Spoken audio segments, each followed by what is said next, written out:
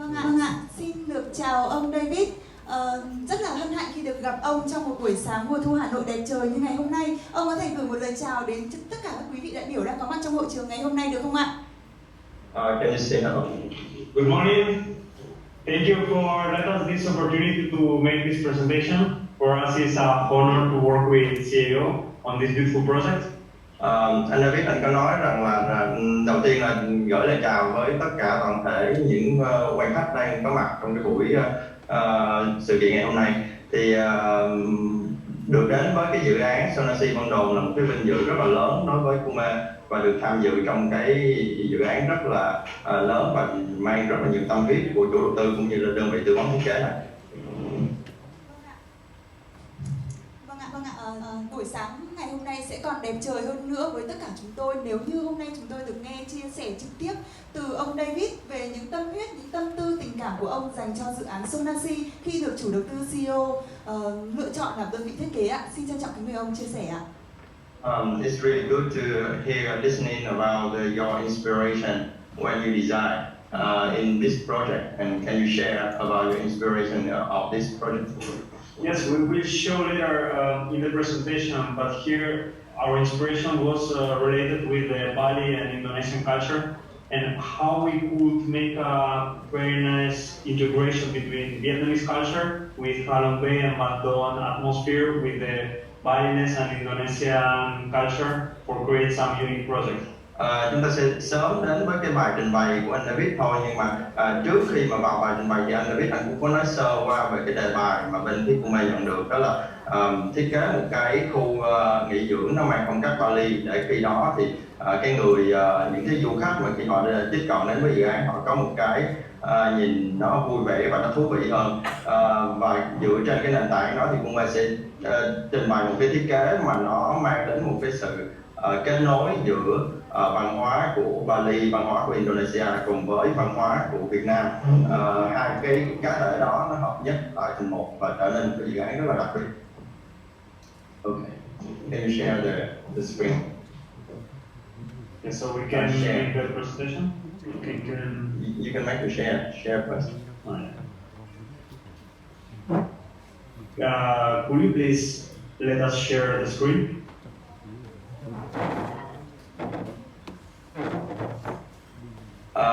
Thì ở bên mình có thể cho phép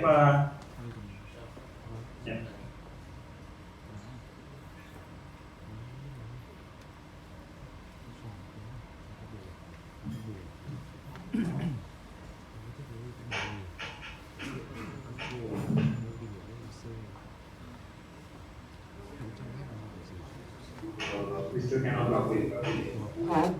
Okay, now. Okay. Yes. Okay. So can you see the presentation? Như chúng ta đã thấy trên màn hình, đây là bài thuyết trình sẽ bắt đầu về một cái cảm hứng thiết kế về dự án Sonasea Vân Đồn. Okay, we will try to make a fast presentation. We will talk about the site location, inspiration story, the villa design, landscape design, and talk a bit about the facilities. Kume xin trình bày sơ lược qua về cái tiến trình mà Kume tiếp cận với dự án. Đầu tiên là sẽ đến với vị trí dự án. Thứ hai sẽ là câu chuyện cảm hứng. Thứ ba sẽ là thiết kế biệt thự. Thứ tư sẽ là thiết kế cảnh quan, và cuối cùng là những dịch vụ tiện ích kèm theo. About the site location, we are located in the north of Vietnam, in Vân Đồn. So this is a very special location. We have a very beautiful sea with very clean beach and amazing spot with these mountains that are very famous in Vietnam, like Halong Bay, and this create a very unique location for design an amazing beautiful project.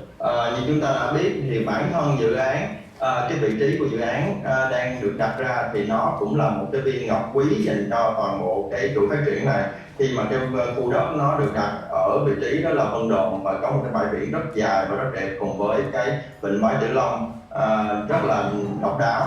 Thì bản thân cái vị trí khu đất cũng là một cái mà để thu hút cái cảm hứng thiết kế mà Kume đang đặt ra cho toàn bộ dự án. We have very near, like you can see here, the airport, so all people from Vietnam and even foreigners can arrive there very easy. And we have a connection with Halong City, Haiphong, and Hanoi, very near that a lot of people massively can come from Hanoi by car. Đối với vị trí của khu đất thì chúng ta sẽ thấy được rằng là nó kết nối được trực tiếp với sân bay quốc tế Vân Đồn và đồng thời là rất là gần với những cái thành phố lân cận, thành phố Hạ Long và thành phố Hải Phòng. Chúng ta sẽ thấy được rằng với vị trí này thì không những là du khách trong nước mà du khách quốc tế cũng có thể dễ dàng tiếp cận đối với vị trí của dự án. So this is very well located with another roads for people can arrive to visit. We have a very beautiful view, as you can see here. We have the mountains, and this space is unique in all the world. With this mountain, with the limestone mountain, is very special, and people will really love to come here to visit this amazing place. Với cái hệ thống giao thông hiện tại đang được phát triển và cái view tầm nhìn rất là tốt về phía cái xung quanh thì cái khu đất của chúng ta nó là một cái khu đất độc nhất vô nhị và cùng với cái bối cảnh và cùng với cái khung cảnh của Vịnh Bái Tử Long với những núi đá vôi sừng sững đã tạo nên một cái khu du lịch rất là độc đáo. Và anh đã biết anh tin rằng là đối với khu du lịch này thì những du khách nước ngoài sẽ rất mong muốn đến đây và trải nghiệm. Không những là du khách ở trong nước mà cả du khách ở nước ngoài đều rất là mong muốn. Đương nhiên là sau đợt dịch Covid này nó sẽ trở nên bùng nổ về du lịch ở trong cái khu vực. So we will talk about the inspiration story. Kume sẽ đi sang về cái cảm hứng thiết kế và cái câu chuyện cảm hứng. This is the Tongkonan traditional houses, and we was thinking about how we can create a link, a relationship between Vietnam and Bali. Khi mà nhận được đề bài đó là muốn tạo dựng một cái phong cách du lịch nghỉ dưỡng của Bali và Indonesia thì là Kume có suy nghĩ là làm cách nào để kết nối được với cái văn hóa cũng như kiến trúc của địa phương hai vùng miền này lại với nhau và trở thành một tổ hợp rất là độc đáo. Thì là Kume phát hiện ra ở Indonesia nó có một cái hình thức nhà sàn đó là nhà sàn Tongkonan. For this we made a very deep research. We take a lot of information from History Museum of Hanoi, and we took a lot of different information about ethnic groups. And what we discovered is that some drums that we can find in Hanoi History Museum, they have some drawings, some symbols that are very connected with the buildings in Indonesia. Và Kume cũng đã làm một cái cuộc nghiên cứu rất là sâu và rất là kỹ về cái bản thân cái hình ảnh nhà sàn Tongkonan này. Khi mà chúng ta sẽ thấy được rằng là anh David ảnh nhận thấy được rằng là cái hình ảnh của nhà sàn Tongkonan nó chính xác là những cái hình ảnh mà xuất hiện trên trống đồng Đông Sơn của Việt Nam. Thì đây nó có đương nhiên là nếu mà có sự xuất hiện như vậy thì nó sẽ là một cái sự liên kết nhất định nào đó, thì sau đó Kume sẽ tìm ra được cái nguyên nhân vì sao mà nó có cái sự liên kết này. After researching more, we discovered that in the 40s, after the Spress era, was a war. The two women. China invaded Vietnam, and Vietnam lost. So a lot of people was hiding. They took the boats and they make a trip to the Indonesian islands where they could escape from the invasion of China, and later they create their own ethnic group in Indonesia, and they survive for a lot of years, and they bring a lot of culture elements from Vietnam. So what we can find a huge link between Indonesia and Vietnam, especially because Vietnamese bring there a lot of culture local from Vietnam, and a lot of this architecture that already disappeared from Vietnam is still in Indonesia with some buildings and some arts that we can find now. This ethnic group belong to Vietnam living in Indonesia, still our days. Thì khi mà nghiên cứu kỹ thì là quay ngược trở về dòng lịch sử thì đó là cái thời điểm mà cuộc khởi nghĩa Hai Bà Trưng diễn ra. Thì vào năm 40 khi mà cuộc khởi nghĩa này diễn ra, và chúng ta đã biết trong lịch sử thì cuộc khởi nghĩa này cuối cùng cũng thất bại, thì toàn bộ bộ tướng của Hai Bà Trưng để tránh được cái sự càn quét của quân xâm lược phương Bắc cũng như là không có muốn bị Hán hóa, thì họ đã lên thuyền và vượt biển và đi tìm một vùng đất khác để định cư. Thì họ đã mang toàn bộ những cái văn hóa, những cái kiến trúc cũng như là những cái tập tục, những cái tập quán của mình đi sang một vùng đất mới, đó là Indonesia. Và cho đến hiện tại thì đây là bộ tộc Minangkabau. Thì bộ tộc Minangkabau này trong lịch sử của chính bản thân họ cũng nói rằng xuất xứ của họ chính là những người từ những cái bộ tướng từ ở Việt Nam, khi mà đó là những cái đoàn thuyền họ ra khơi và tránh khỏi sự đô hộ của phương Bắc. Và đương nhiên khi mà họ đến với cái vùng đất Indonesia này, họ cố gắng giữ lại được cái văn hóa gốc của người Việt. Và cái văn hóa này, khi mà người Việt bản địa khi mà ở lại Việt Nam thì là đã bị Hán hóa một phần, do đó là cái văn hóa gốc, những cái văn hóa mà chúng ta thấy trên trống đồng Đông Sơn dần dần nó không có còn hiện hữu ở Việt Nam hiện tại nữa. Nhưng mà khi mà chúng ta qua đến Bali hay Indonesia, chúng ta sẽ thấy nó xuất hiện lại. Thì Kume muốn mang đến cái hình ảnh này, muốn mang toàn bộ cái văn hóa gốc này trở lại về dự án, và đó là một niềm tự hào cho chính người Việt. So with this deep link between Indonesia and Vietnam, we were thinking how we can recover this historic value of Vietnam, bring to Indonesia. How we can make that this amazing value come back again to Vietnam. And we understand that this project is the best location for recover the history of Vietnam in this project. Và khi mà Kume thấy được rằng là nó có sợi dây liên kết đó, thì Kume rất mong muốn được rằng là sẽ mang toàn bộ cái câu chuyện, toàn bộ cái văn hóa mà nó đã mất từ rất là lâu ở trên đất nước Việt Nam trở về đúng cái vùng đất mà nơi mà nó sinh ra. Ở vùng đất này thì Kume cảm thấy là cái khu vực Vân Đồn này đó là một cái bến cảng. Khi mà người ta muốn đi ra nước ngoài thì họ sẽ đi bằng cái bến cảng đó, thì không có nơi nào phù hợp hơn để cái văn hóa gốc đó nó một lần nữa quay trở lại. So we will talk now about the design, how we try to use this link, this connection for give more value to the villas. For the owners, can be very proud that they have some kind of heritage that, and I think with a lot of value from the history.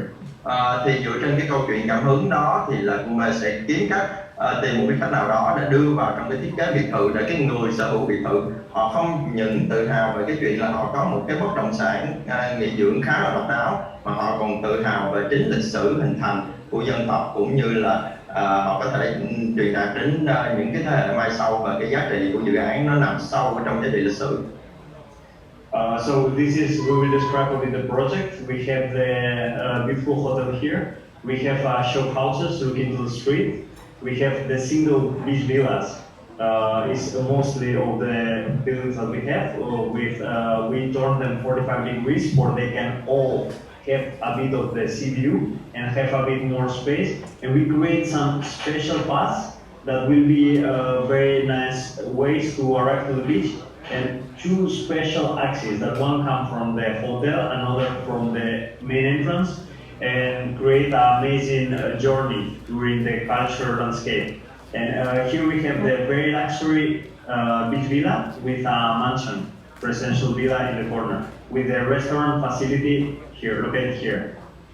Chúng ta sẽ thấy được rằng ở trên mặt bằng quy hoạch tổng thể chúng ta sẽ có khu vực SR02A, đó là khu vực dành cho khách sạn Sonasea Vân Đồn Harbour, và chúng ta sẽ có khu vực SR03 là cái khu vực mà dành cho biệt thự. Chúng ta sẽ có những cái biệt thự phố để quay mặt ra ngoài, để kinh doanh trên những tuyến phố kết nối với những khu vực bên ngoài. Chúng ta sẽ có những cái biệt thự đơn lập mà hiện tại là Kume sẽ bố trí nó xoay nghiêng 45 độ để tất cả các căn hộ đều có view về phía biển, và không có căn nào là chắn được căn nào hết. Và đồng thời là chính giữa những cái trục xoay 45 độ đó sẽ là những cái trục quảng trường, những cái trục cảnh quan, để bất cứ du khách nào khi họ đến đây họ đều có thể tiếp cận trực tiếp đến biển. Và chúng ta sẽ có được hai cái trục chính, nó sẽ chạy ở phía khách sạn và ở Welcome Center dẫn thẳng ra khu vực nhà hàng biển, và cũng như là mansion, những cái dinh thự được đặt kế cận bờ biển. And for take the story, we took a deep analysis. And we found that the Tonkonan boats had very big relationship with the houses, with this style. And they inspired totally in the sea boats that they have, that they are in this very calm water in Indonesia. and they put this kind of image to their own houses to make more beautiful feeling. Khi mà đi sâu vào cái cảm hứng thiết kế về nhà sàn Tongkonan của người Indonesia hay là cái người Việt cổ, thì chúng ta sẽ thấy được rằng là cái hình ảnh của nhà sàn Tongkonan nó dựa trên một cái hình ảnh của một cái con thuyền đang thẫn thờ trôi giữa dòng nước rất là bình yên ở Bali hay ở Indonesia. Thì từ cái hình ảnh đó người ta dựng lên thành một cái hình ảnh của nhà sàn Tongkonan. And what we did is got the inspiration with the floating houses for create something similar that they did in Indonesia. And Vân Đồn and Kume has some floating houses next to the mountains that create a very special architecture in the water. Thì tương đồng với cái hình ảnh đó ở Bali và ở Indonesia, thì ở bến Vân Đồn chúng ta cũng có một cái hình ảnh rất là tương tự, đó là những khu nhà bè nổi. Khi họ nuôi hải sản thì thủy hải sản thì họ sẽ nép mình vào trong những cái mỏm núi đá vôi, tạo nên một cái hình ảnh, một khung cảnh rất là đặc trưng của khu vực này. Thì Kume muốn dựa trên cái hình ảnh đó để xây dựng toàn bộ cái tòa nhà nó giống như cái cách mà tư duy của nhà sàn Tongkonan. Khi mà mặt biển tĩnh lặng cộng với đoàn thuyền ra khơi nó sẽ ra được các cách điệu ra đồng, thì cách điệu nhà sàn Tongkonan thì ở đây dự án này sẽ dùng cái mặt biển nhiều hình đá vôi lởm chởm với những cái hình thức rất là đặc trưng của khung cảnh, cộng với cái nhà bè đặc trưng ở Vân Đồn sẽ là phương án thiết kế về biệt thự. After this, we took this inspiration for create a very luxury and modern design with this beautiful inspiration, where we can see the top of the mountain is like the Halumbe and Vân Đồn limestone mountain in the water. The white is the soft, very nice language that will create the feeling of the water. And in the middle is the floating hubs that try to hide from the storm in the mountain. Chúng ta sẽ có được rằng là sau khi toàn bộ những thiết kế, những cái cảm hứng nó đến với đơn vị tư vấn thiết kế, thì là đơn vị tư vấn thiết kế sẽ dịch nó lại trở thành một cái ngôn ngữ nó rất là sang trọng để tiếp cận được với tất cả những cái người khách mua hàng ở đây. Chúng ta sẽ thấy được rằng những cái decoration, những cái chi tiết trang trí rất là sang trọng. Tuy nhiên là toàn bộ cái thiết kế này nó sẽ dựa trên cảm hứng của câu chuyện. Chúng ta sẽ có cái phòng tân thang nó dựa trên cái hình ảnh của những cái mỏm đá vôi ở vịnh Hạ Long, ở vịnh Bái Tử Long. Cái phần màu trắng ở phía dưới của toàn bộ công trình biệt thự sẽ tạo hình nó giống như, nó nhấp nhô, nó giống như là cái sóng nước rất là nhẹ nhàng ở khu vực bãi biển Vân Đồn. Và cái phần màu xám ở chính giữa tầng 2 thì nó là biểu trưng cho những cái hình ảnh của những cái nhà bè nổi đang được cập bến sát với cái núi đá, những cái mỏm núi đá vôi ở Vân Đồn. Và toàn bộ cái thiết kế này được sử dụng cái ngôn ngữ rất là sang trọng và rất là dễ chịu mà bất cứ ai cũng có thể cảm nhận được. All these villas have a spirit of Indonesian Indochina style, but with some elements that they bring from the culture of Bali and also create some very deep inspiration in the Halumbe Mountains.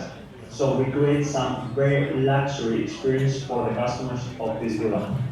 Thì toàn bộ các thiết kế, những cái chi tiết thiết kế này nó đến từ văn hóa của Bali, mà khi mà Kume cố gắng tìm hiểu và nghiên cứu là nó lại xuất phát từ cái văn hóa gốc của người Việt. Thì khi mà lấy những chi tiết đó mang trở về lại và tạo nên toàn bộ cái dự án này, chúng ta sẽ thấy được rằng là nó có hơi hướng gì đó liên quan đến với bãi biển Bali.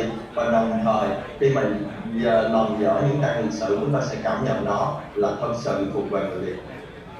The owners of these villas, they can be very, very proud that they are belong to this kind of big project that bring more value to Vietnam, and they can use the landscape that it has a lot of different facilities and create a lot of easier experience to have fun with the family and by themselves, and try to use and make the feeling that they are really enjoying something like deep connection between Vietnamese culture and the Bali culture. Thì Kume cảm thấy rất là tự hào khi được góp một phần nhỏ của mình vào trong cái dự án này cùng với chủ đầu tư để tạo nên một cái dự án mà ban đầu là nó sẽ mang lại những cái giá trị sang trọng, những cái hình ảnh rất là dễ chịu, mát mắt và nghỉ dưỡng dành cho những cái gia đình khi họ đến đây nghỉ dưỡng cùng với con cái của họ. Nhưng về sâu hơn về những cái giá trị ẩn sâu vào trong đó thì chúng ta sẽ thấy được rằng là những cái bài học về lịch sử, những cái lòng tự hào dân tộc sẽ được truyền đạt vào trong đây để mang đến cho cái dự án này. Cái giá trị của nó không nằm ở mặt ngoài của dự án mà nó nằm ở trong sâu về tiềm thức của toàn bộ cái giá trị hình thành dự án. For the semi-desert beach villa, what we try to invite the people who is around these amazing projects to go inside with this beautiful architecture, to have the experience going in with some shops around the street, and this shop will be a bit more economic for being more affordable, but with still very luxury and amazing design. Đối với cái biệt thự sông Lạch Biển thì Kume cũng cố gắng giữ vững lại cái ngôn ngữ thiết kế đó để đưa vào toàn bộ về thiết kế, vẫn có sự sang trọng nhất định. Tuy nhiên là đối với cái biệt thự sông Lạch này nó sẽ giảm diện tích lại và nó sẽ phù hợp với kinh tế của nhiều hộ gia đình hơn. Khi đó thì đây là một cái mặt hàng rất là dễ tiếp cận nhưng mà vẫn giữ được độ sang trọng của toàn bộ dự án. And the beachfront mansion will be a pure expression of luxury villas in front of the beach for create an amazing experience for the customers and for people who can see the beach from this amazing architecture. Và đối với dinh thự biển thì đây là có thể nói chính xác nó là một siêu phẩm, thì toàn bộ các thiết kế của chúng ta sẽ thấy ở đây nó là có sự nhấp nhô của núi đá cũng như là những cái nhà bè nổi đang được cặp vào ở trong cái núi đá đó, và đồng thời là cái mặt hướng ra biển sẽ được mở toang với toàn bộ khung tường kính rất là lớn, và để từ đây thì du khách có một cái nhìn không có một cái giới hạn nào đối với cái bãi biển Vân Đồn của chúng ta. All the villa have the possibility to create a full villa with, for example, here we have one bedroom in the first floor and two bedroom upstairs, or we can create another function creating dual key that people can access to the second floor and divide the first and second floor for two different families. Phần này thì Kume xin giải thích sơ qua về cái tư duy hình thành về cái cấu trúc và sử dụng căn hộ. Tức là hiện tại là toàn bộ những căn hộ được sử dụng đó là dual key, tức là chúng ta sẽ sử dụng tầng trên và tầng dưới hoàn toàn biệt lập, bởi vì đây là second home, do đó là người ta khi mà sở hữu người ta có nhu cầu đó là vừa ở hoặc là cho thuê hoặc là cho hai hộ cùng nhau thuê, thì khi mà chúng ta tách biệt giữa tầng dưới và tầng trên thì đó sẽ là một cái lợi thế rất lớn dành cho dự án này. For the interior design, we try to transmit the feeling of light, something light and luxury and very elegant. Về thiết kế nội thất biệt thự thì cũng muốn mang đến một cái hơi hướng rất là nghỉ dưỡng, rất là thư giãn dành cho toàn bộ cái thiết kế này. Thì màu sắc sẽ sử dụng rất là trắng, sáng, sạch sẽ, và chỉ có điểm xuyết một vài chi tiết đến từ Bali mà cũng đã tìm hiểu nó thực sự thuộc về hoa gốc của Việt Nam. But some elements create very green feeling and also very sophisticated. Và một vài chi tiết nó sẽ thuộc về tropical, về rất là nhiệt đới. Okay, so I think we don't have more time for talking about the landscape and facilities, but thank you so much for.